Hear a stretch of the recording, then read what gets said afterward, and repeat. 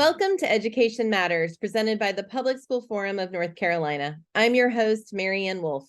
This week, we're continuing our discussion on the recent expansion of North Carolina's private school voucher program. Commonly referred to as opportunity scholarships, school vouchers allow families to use public dollars to subsidize their children's education at private schools. This program used to be specifically for low-income families, but recent legislation has changed that. Today, we'll continue exploring those changes and what exactly they mean for North Carolina students and families. We are so pleased today to be joined by Senator Sidney Batch, Chair of the North Carolina State Board of Education, Eric Davis, and Dr. Stephen Owens, the Executive Director of the Georgia Budget and Policy Institute. We are so pleased today to be joined by Senator Sidney Batch and also Chair Eric Davis of the North Carolina State Board of Education. Welcome to both of you. Thanks for having us. Thank you. We know that in this year's budget, we saw changes to the Opportunity Scholarships program in North Carolina. Chair Davis, can you talk a little bit about what changes will be brought by the new law? And also, what makes this a universal voucher program? There's two aspects of a universal voucher program. The first is that this most recent expansion removes nearly every limitation. The previous version was focused on students of need, families of need. But in this regard, the expansion has now made it no limits. So for instance, someone who makes $500,000 a year and currently sends their child to an expensive private school will now be able to spend tax dollars on that child's education. The second aspect of it being universal, in my opinion, is that it's universally bad for our state, for our economy, for our public school students, for their families and our communities, and would submit that we would be well served by learning from states like Georgia, Illinois, and Tennessee that have recently pulled back strongly from these types of programs. In fact, instead of sending millions of dollars away to schools that do not have to meet our academic standards, we would be far better served to invest these dollars in raising the pay of our teachers to a competitive salary worthy of the important role they play in our state's economy and education system, and at a minimum being the leading state in the Southeast for teacher pay. Second, it would be much wiser to use these dollars on proven programs that have demonstrated they can raise the academic performance of our students. And one in particular is the CARES model, in which we send experienced, talented educators into schools, and those coaches are making a significant difference. In fact, some of our schools have even not only recovered from COVID, but are now above the state average in proficiency. So in short, the school choice we ought to be making is investing in our public school students for a better future for them and for all of us. Senator Batch, you were in the legislature when this new law was passed, and I'm curious about your thoughts on this transition to a universal voucher program, but also what are the trade-offs? What might we invest more in and less in? And Chair Davis has already alluded to some possibilities. And it's interesting in a legislature where there's been so much talk about like parent education and choice and engagement in schools. We have a bill that does really the exact opposite. We have a program where, especially with regards to the private schools, there's no accountability, right? Private schools get to choose which students they want. Public schools accept everyone. It's an open door policy. You come as you are, we will meet your needs. But the private schools don't have to do that. There's some private schools that say if your child has an IEP or a 504 plan, they're not welcome, right? And so we're putting public dollars into these institutions that you just honestly have no idea with regards to the accountability, as Chair Davis just talked about. And so, I equate it, frankly, to public schools are very much like the process that you would go through to buy a house. Right? You have an open house, you get an inspection, you get to go in there, you get to have somebody else tell you how solid the roof is and does the AC work.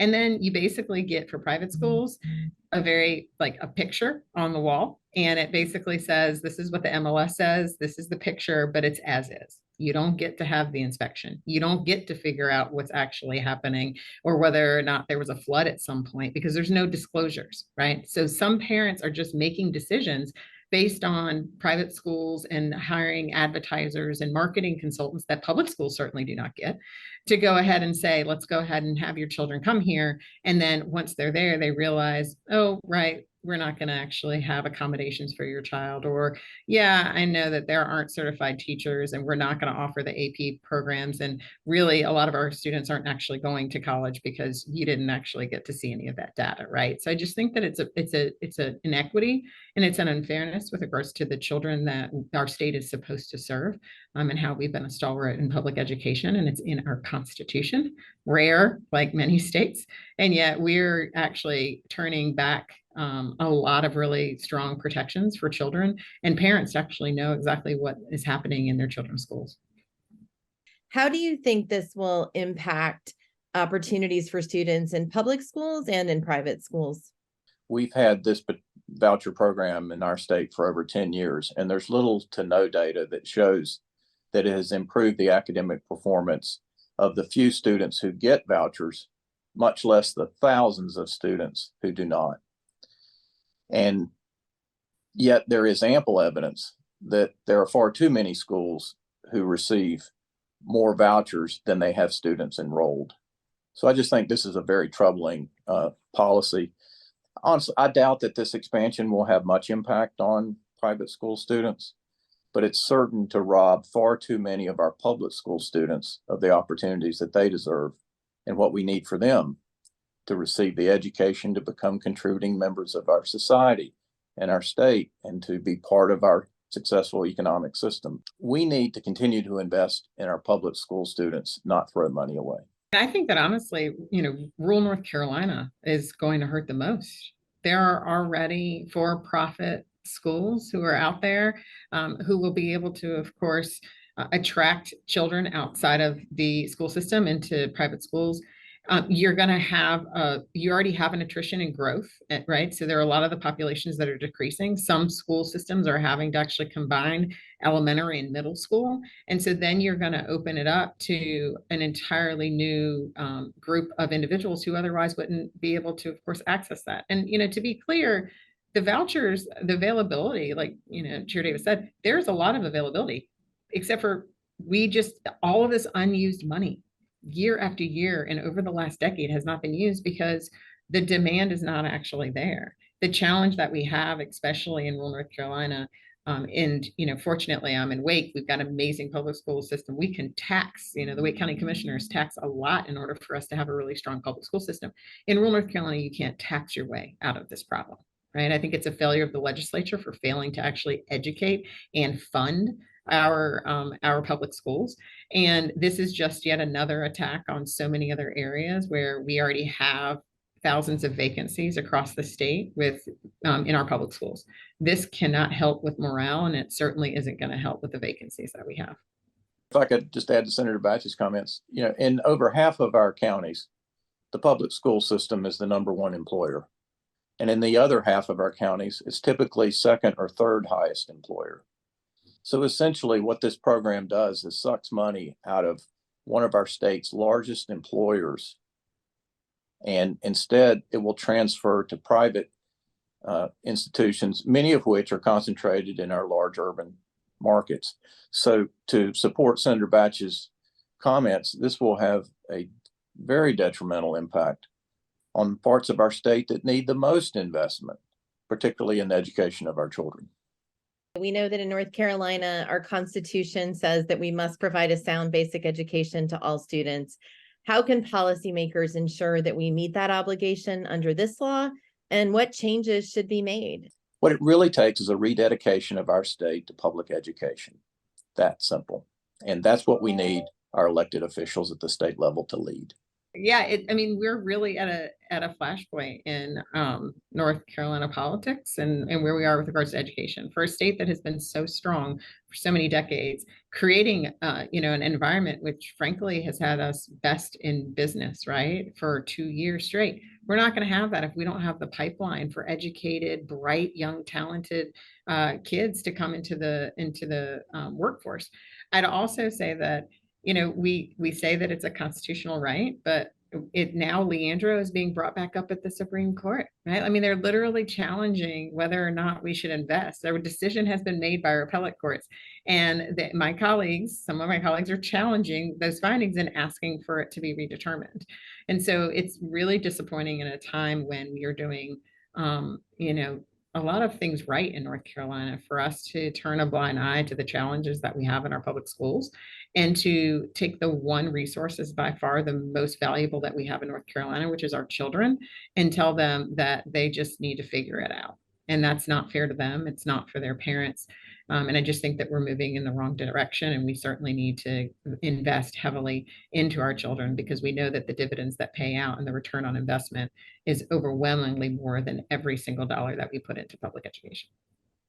I wonder, Chair Davis, if you could spend just a minute talking about the different choices you see available to kids and families across North Carolina. There is so many opportunities for parents and students, either within the school they go to choose CTE courses, advanced placement, international baccalaureate, arts, just a wide array of choices. Plus, so many of our districts offer what's known as magnet schools, schools with particular themes, particular areas of focus, areas of concentration that far exceed the choice that's available outside of our traditional public schools. What I hear most strongly from parents is they like the ability to choose. And some would have less choice than others, but it's finding that right fit for your child within our schools. And what we're determined to do is to meet your student where they are. After the break, we'll be joined by Dr. Stevens Owens, the Executive Director of the Georgia Budget and Policy Institute. Education Matters is brought to you each week in part by Participate Learning, uniting our world through global learning. Welcome back. We are so pleased to continue our conversation of school vouchers. We are pleased to be joined by Dr. Stephen Owens, the Executive Director of the Georgia Budget and Policy Institute. Welcome. Thank you so much for having me. So Georgia and North Carolina have some similarities politically. And as you know, North Carolina just passed universal school vouchers, representing a very large jump in how much funding will go towards our Opportunity Scholarships program. Georgia had a similar proposal in your most recent legislative session. Can you talk about what happened? It was frankly incredibly surprising. But we had a voucher, Senate Bill 233, that would be about $6,500 available to all students that passed out of the Senate. But once it got to the House, it was restricted to only students in the bottom 25% of schools, which is already a little problematic from our organization standpoint, but because we feel like those school rankings, and you can see in the data, a lot more say about how many kids you have living in poverty than the quality of a school. The state has really strict power guidelines, especially in the House of Representatives. I bring that up just to say the Speaker of the House does not bring up something unless he has a really good idea of how it's going to play out. And he introduced the bill to the floor for a vote on the final day of legislative session, and it ended up failing by 5 votes in our entire. It was shocking and beautiful, and there were gasps through the Capitol. And a big part of that was because of a coalition of the entire Democratic caucus and rural Republicans. We had 16 House Republicans that voted against the caucus, even after the governor had made a personal plea to get them passed. And it failed. It's going to come back up again next year, but we were really pleased with the outcome for this year. So Georgia and North Carolina, like other southern states, have similar origins for their voucher programs. Can you talk to us a little bit about that history? Absolutely. Georgia in 1954 actually passed an amendment that never came to being implemented, but passed an amendment to the state constitution to actually dissolve the state's public education system and give everyone portions of the money that would go to that instead to spend it on private education. It was in direct response to the state leaders feeling that schools were going to be forced to integrate in Brown v. Board. Obviously, schools were forced to integrate after the ruling of Brown v. Board of Education, but that particular Amendment 2 never came to pass. But that's the first time we see vouchers in Georgia. And then nationwide, I think Milton Friedman came up with the idea as sort of a free market solution. But segregationists and racists used it as like, here's our way to get ahead of integration of our kids actually going to school with Black kids. And so it's always had a life in Georgia. It was only in the past like 15, 20 years where it gained new energy as a way to supposedly offer folks more opportunity. But as we look at it, we know the education funding, that having fully funded public schools offers kids opportunity. Vouchers is a way to supposedly do the same thing, except to not cost any money. And I think that's the allure for a lot of lawmakers, is they can look like they have this proactive vision for public education, but really it's just like, we don't have the courage to raise taxes or to claw back tax rebates to actually provide for teachers and for students. And so what happens is the camel's nose gets under the tent with like a particular population, let's say students with disabilities. And then you expand that from not just students with an IEP, but maybe students with a 504 plan, et cetera. And Georgia also had what's called a tax credit voucher. So pulling money before the money hits the state coffers, instead of paying your taxes, you can pay a student scholarship organization, and then they pay voucher, or they pay a private school. So these are kind of like that first entryway into the vouchers. This is the first time that we had lawmakers say, it doesn't matter what the state constitution says. We have a strong Blaine amendment that says that we cannot fund private religious institutions. They're saying it does not matter what's in the state constitution. We're going to pass a universal voucher with state general funds. And this is their attempt, and thankfully they failed. Well, as you know, in North Carolina, the expansion passed. What do you think that'll mean for public school students in North Carolina? Here's some things we absolutely know. Students who attend a private school lose out on necessary federal protections for, say, students with disabilities, students who don't fit in the majority culture's view of what a student, quote unquote, should be. So if you are attending a private religious school and you're gay or gender nonconforming, or your parents are divorced, those schools have complete freedom and do all the time expel students like that. Even if they receive your child with disabilities, they are not held to those federal standards of non-discrimination, of the IEP accommodations. So those are things we absolutely know. A lot of times vouchers are treated like this gift, right? It's a gift to parents. Here's $6 grand, 10 grand, whatever it is. It's not a gift, it's a negotiation. And it's the worst type of negotiation, because it's a negotiation where the terms are hidden, where I'm going to give your child a chance at a good education as long as you give me some of their civil rights. And that's one of the reasons we have a longstanding opposition to this, is because of that trade-off.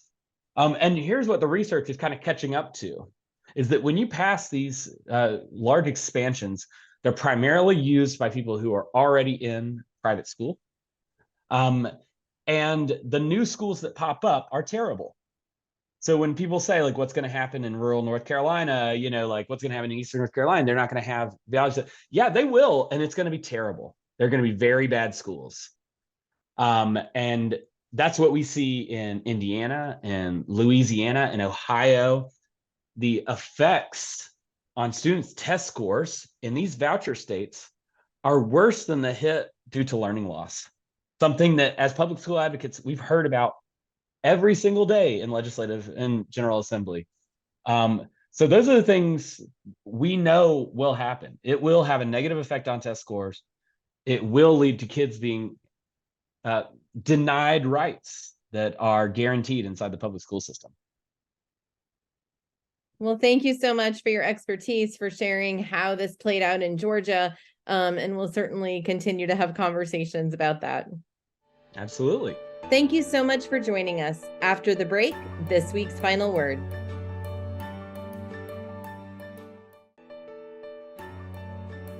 With the passing of the 23-24 state budget, North Carolina became the 10th state to offer taxpayer-funded universal school vouchers to attend private schools. Despite the fact that the funds for school vouchers through North Carolina's Opportunity Scholarships program have never been fully utilized, the new state budget triples the program's funding, allocating $4.6 billion of taxpayer dollars towards private schools over the next decade.